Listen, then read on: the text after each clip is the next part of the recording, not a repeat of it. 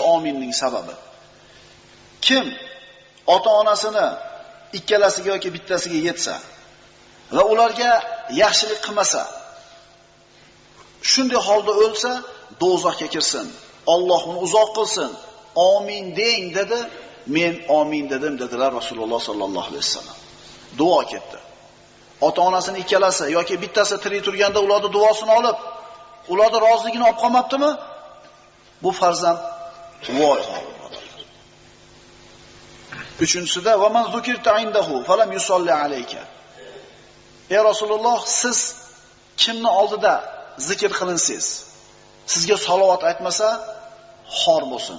Allohni uzoq qilsin. Amin deng dedi. Rasululloh amin dedilar sallallohu alayhi vasallam. Mana shu hadisning o'zi ham qanchalar ota-onaga yaxshilik qilishlik muhim amal ekanligini va qarang, roza har